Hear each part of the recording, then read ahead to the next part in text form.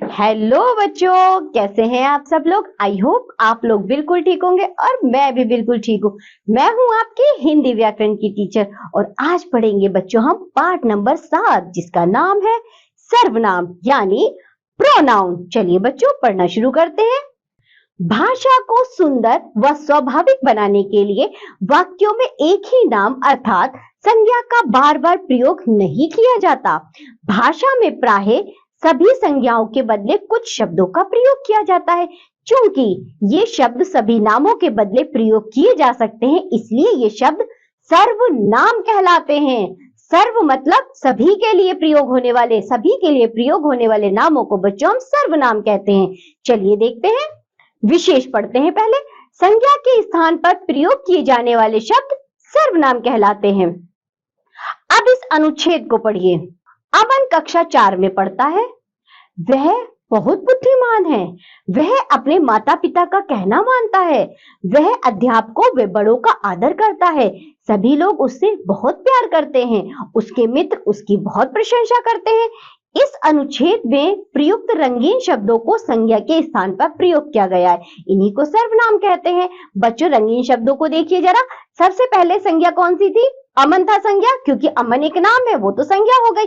तो अमन के स्थान पर बच्चों जैसे पहला वाला वाक्य पढ़िए, अमन कक्षा 4 में पढ़ता है। अब बात तो यहाँ अमन की हो रही है, वह बहुत बुद्धिमान है। किसकी बात हो रही है? अमन की बात हो रही है। लेकिन अमन संज्ञा का प्रयोग ना करके हम संज्ञा के स्थान पर सर्वनाम यानी कि वह का प्रयोग करा। वह अपने, वह उससे, तो इन नामों को बच्चों सर्वनाम कहते हैं। ठीक है, चलिए आगे बढ़ते हैं। अब करने की बारी। Now let's do. दिए गए अनुच्छेद को रंगीन शब्दों के स्थान पर उपयुक्त सर्वनाम का प्रयोग करके पुनः लिखिए। Rewrite the following paragraph by the using the appropriate noun in the place of coloured words. बच्चों देखिए, एक पैरा दिया गया है हमें। चलिए पहले इसे पढ़ते हैं। नेहा बहुत ही अनुशासित लड़की है। नेहा सवेरे उठती है। नेहा की सहेलियों के साथ टहलने जाती है। बच्चों नेहा की जो मैंने पढ़ा शब्द पे ध्यान दीजिए क्योंकि ये रंगीन भी है। नेहा की पुस्तक लेकर अध्ययन कक्ष में नियम अनुसार पढ़ती है। नेहा से बड़ों का आदर करती है। नेहा को सब लोग प्यार करते हैं। बच्चों ये जो मैंने पहरा पढ़ा है आपको सुनने में अच्छा लगा? बिल्कुल नहीं अच्छा लगा। सिर्फ क्या हम सबसे ज्यादा फोकस क्या हो रहा है? नेहा नेहा नेहा, क्या बात चल रही है? कुछ समझ ही नहीं आ रहा, क्योंकि नेहा का नाम इतनी बार रिपीट हो गया ना, तो बच्चों वो अच्छा नहीं लगता, यानी कि ये भाषा की सुंदरता को खराब करता है। चलिए हम देखते हैं इन रंगीन शब्दों की जगह पर सही सर्वनाम क्या होगा। तो चलिए बच्चों अब इस पैराग्राफ को हम ठीक पढ़ेंगे, यानी सर्वनाम को सही जगह लगाकर पढ़ते हैं। चलिए शुरू करते हैं। नेहा बहुत ही अनुशासित लड़की है। वह सवेरे उठती है। वह अपनी ही सहेलियों के साथ टहलने जाती है। वह अपनी पुस्तक लेकर अध्ययन कक्ष में नियमानुसार पढ़ती है। वह अपने से बड़ों का आदर करती है। उसको सब लोग प्यार करते हैं। तो बच्चों नेहा शब्द की जगह हमने वह, अपनी और उसके का प्रयोग करा, तो सर्वनाम से यही खूबसूरती होती है बच्चों, संज्ञा बार बार रिपीट नहीं होती। चलिए आगे देखते हैं। सर्वनाम के भेद यानी काइंड्स ऑफ प्रोनाउन। सर्वनाम के 6 भेद होते हैं। कौन कौन से बच्चों देखिए? पुरुषवाचक सर्वनाम, निश्चयवाचक सर्वनाम, अनिश्चयवाचक सर्वनाम, संबंधवाचक सर्वनाम, प्रश्नवाचक सर्वनाम, निजवाचक सर्वनाम। सबसे पहले पढ़ेंगे हम पुरुषवाचक सर्वनाम यानी पर्सनल प्रोनाउन। आइए शुरू करते हैं। ये सर्वनाम शब्द कहने वाले, सुनने वाले या किसी अन्य व्यक्ति अथवा प्राणी के लिए प्रयुक्त होते हैं। जैसे मैं आज बाजार नहीं जाऊंगा। मैं कहने वाला यानी कि कहने वाला। अध्यापक ने छात्र से पूछा कि तुम क्या कर रहे हो, तो तुम सुनने वाला। विजय ने कहा कि वह आज हमारे घर आएगा। वह अन्य व्यक्ति। तो बच्चों पुरुषवाचक सर्वनाम मैं, तुम, वह होते हैं। चलिए देखते हैं। पुरुषवाचक सर्वनाम के 3 उपभेद होते हैं। उत्तम पुरुष यानी फर्स्ट पर्सन, बात कहने वाला अपने लिए मैं, मुझे, हम, हमें आदि जैसे शब्दों का प्रयोग करता है, इसलिए इन्हें उत्तम पुरुष सर्वनाम कहते हैं।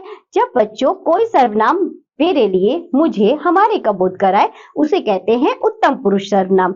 मध्यम पुरुष सर्वनाम, मध्यम पुरुष यानी सेकंड पर्सन, बात सुनने वाले के लिए, बात कहने वाला, तू, तुम, तुम्हें, तुमको, तुझको, आप, आपको आदि सर्वनाम शब्दों का प्रयोग करता है, इसलिए इन्हें मध्यम पुरुष सर्वनाम कहते हैं।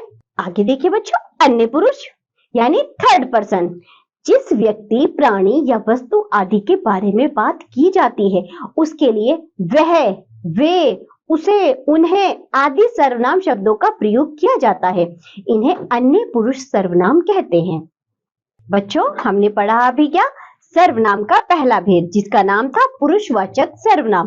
पुरुषवाचक सर्वनाम के भी बच्चों 3 उपभेद होते हैं। उत्तम पुरुष जो अपने लिए प्रयोग किया जाता है, मध्यम पुरुष जो सामने यानी सुनने वाले के लिए प्रयोग किया जाता है, अन्य पुरुष जो किसी अन्य के लिए प्रयोग किया जाता है, यानी कि जब 2 लोगों में बातचीत हो रही होती है बच्चों, मैं उत्तम पुरुष हुआ, तुम सुनने वाला मध्यम पुरुष हुआ, हम जिसकी बात कर रहे हैं जो वहां मौजूद नहीं है वो कहलाता है अन्य पुरुष। चलिए अब हम सर्वनाम का दूसरा भेद देखते हैं। निश्चयवाचक सर्वनाम यानी डेफिनेट प्रोनाउन, ये सर्वनाम शब्द निकट या दूर के किसी निश्चित वस्तु, व्यक्ति, प्राणी की ओर संकेत करते हैं, जैसे यह मेरी बहन है, वह मेरा भाई है, वे मेरे माता पिता हैं। उपयुक्त वाक्यों में वह, यह, वे शब्द निश्चयवाचक सर्वनाम है। अनिश्चयवाचक सर्वनाम इनडेफिनेट प्रोनाउन, इन सर्वनाम शब्दों से किसी निश्चित वस्तु या व्यक्ति का बोध नहीं होता, जैसे दरवाजे पर कोई खड़ा है, बच्चों को खाने के लिए कुछ दो, किसी से पैसे ले आओ।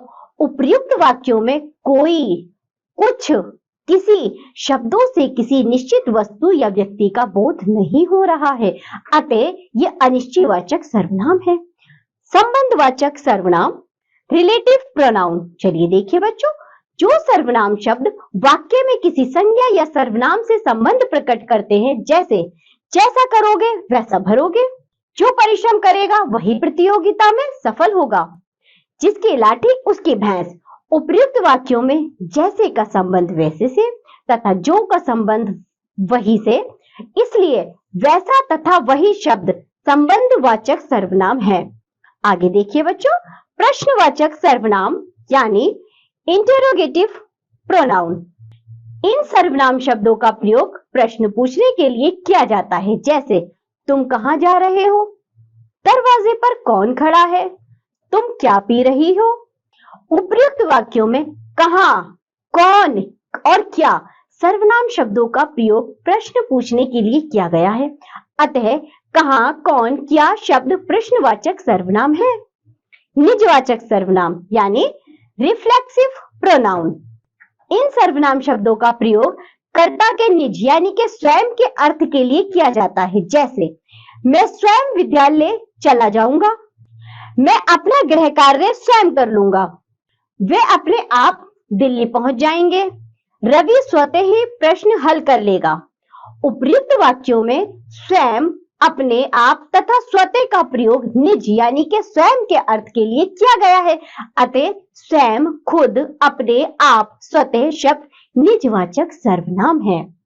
चलिए आगे बढ़ते हैं बच्चों, सर्वनाम और लिंग, प्रोनाउन एंड जेंडर। लिंग के कारण सर्वनाम के रूप में कोई परिवर्तन नहीं आता। पुल्लिंग और स्त्रीलिंग दोनों के लिए समान सर्वनाम शब्दों का प्रयोग होता है, जैसे बच्चों इस तालिका में देखिए कुछ सर्वनाम के साथ वाक्य दिए गए हैं, पुल्लिंग में भी और स्त्रीलिंग में भी।